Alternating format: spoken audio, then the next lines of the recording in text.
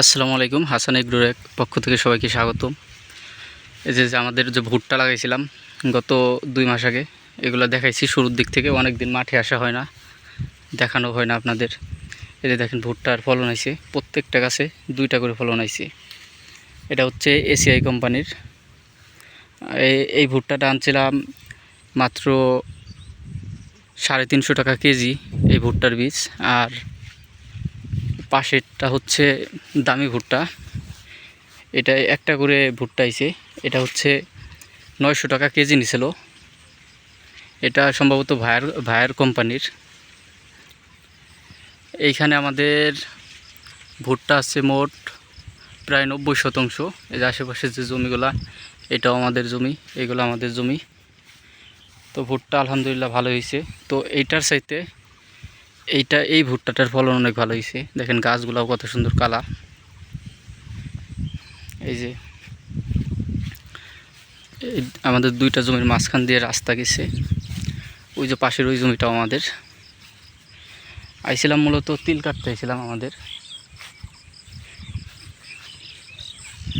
এগুলা ওই পাশে যে জমিটা আছে, ওই জমির সম্পূর্ণ ভুট্টার গাছ দিয়ে আমরা সাইলেজ বানাবো গরুর জন্য।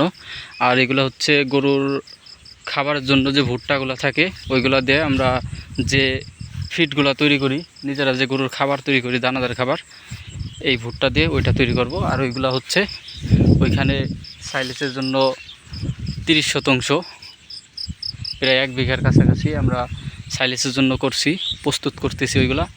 আর এগুলো সব হচ্ছে গরুর দানাদারের জন্য ভুট্টা। দেখেন কত সুন্দর, প্রত্যেকটা গাছে 2টা করে ফলন আইছে। এটা হচ্ছে একদমই কম দামি একটা বীজ, এসিআই কোম্পানির।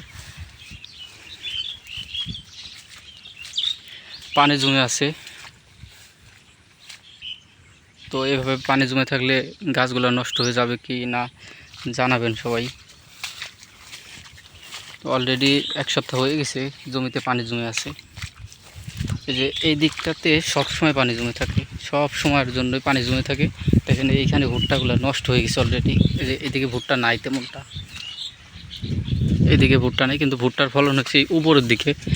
তো যারা ভুট্টা লাগাবেন সাইলেজ অথবা ফলনের জন্য, ভুট্টা লাগাইলে পরে সবসময় চেষ্টা করবেন উঁচু যে জমিগুলা, যেমন ওই যে ভুট্টাগুলো লাগানো হয়েছে, ওইরকম উঁচু জমিতে ভুট্টা লাগাবেন, যে জমিতে পানি জমে না থাকে।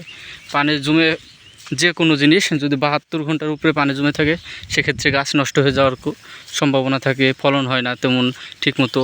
সবসময় চেষ্টা করবেন যে উপরে উঁচু জমিতে ভুট্টা লাগানোর জন্য। আর যদি সবচেয়ে ভালো হয়, জমিগুলো যদি মাইটে দিতেন। মাইটে বলতে যেটা বোঝানোর চেষ্টা করতেছি, সেটা হচ্ছে এই মাঝখান দিয়ে কোদাল দিয়ে 1 কোপ করে মাটি, এর উপরে 1 কোপ, এই পাশে 1 কোপ, এই পাশ দিয়ে ড্রেনের মতো করে দিলে সবচেয়ে ভালো হয়। যেটা এই জমিতে করা হয়েছে, যে এই জমিতে দেখেন কোদাল দিয়ে উঁচু করে দেওয়া হয়েছিল, কত সুন্দর। এভাবে করলে ভালো হয়। তো ভালো থাকবেন সবাই, আমার কৃষি ও খামারের জন্য দোয়া করবেন। আসসালামু আলাইকুম।